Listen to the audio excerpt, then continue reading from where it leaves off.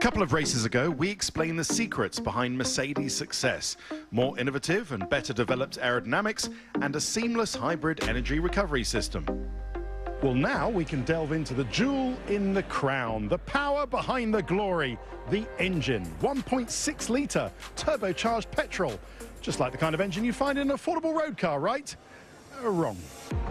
This 1.6-litre V6 develops nearly 800 horsepower on its own.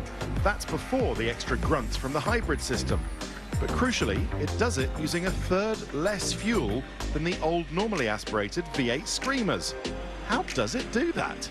Well, it's taken a couple of years to come out, but now we know the secret. Turbulent jet ignition, or TJI for short, and it's an innovative way of igniting and combusting fuel in the combustion chamber. Mark Hughes has kind of led the way on this story, haven't you, Mark? And just explain how it works, because we've got a cut-away diagram of an old-style combustion chamber, and obviously it's a V6, so there are 6 of these in a F1 engine, but they're pretty small because it's only a 1.6 litre. And what have we got here, and what are we talking about? How does this TJI system work? If I highlight this area of the spark plug and the fuel injector. So we see the plug and the injector together there. The key in TJI system is around the spark plug, you have a mini chamber.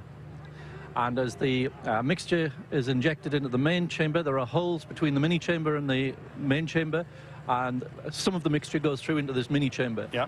The spark plug ignites that mixture in the mini chamber, and the flames, the jets of flames, come through those same holes into the main combustion chamber. Okay, so there are little holes and it's being pushed through, ignited. So the spark plug is only igniting the fuel air mixture in this mini chamber. Correct. It's not actually doing it in the main chamber anymore. No, that happens spontaneously. Once the jets of flames come through from the mini chamber, it ignites the mixture that's already there.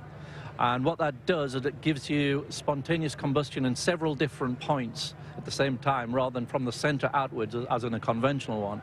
So it's given you a more explosive mixture for less fuel. The mixture doesn't need to be as rich in here as it would be in a conventional, so you're getting more power for the same fuel. Okay, so that explains how with these new engines they're managing to get just the same or even more power on a third less fuel by using this technology. But crucially, who do we think is using this and who do we think isn't using it? We believe that Mercedes has had it right from the start of this formula, at the beginning of 2014. We believe Ferrari introduced it in Canada last year, and that Renault will introduce it in Canada this year. Okay, all right, and we can actually see a sort of visualization of how it works. So this would have been the old, say, what Renault have got now kind of combustion, where you can see it's kind of centered on the center of the piston here, but it's a much more even distribution, as you were saying, with this TJI system. It puts it in, and why is that important? Because you are actually placing the fuel very precisely, rather than there where it's just placed in the middle and left to its own devices. Here you're controlling it much more. It's clever stuff. Very clever. The road car industry has stuck with more or less the same ignition and combustion technology for 70 years. It's taken the white-hot technical demands of F1 to change all that in just 3 years.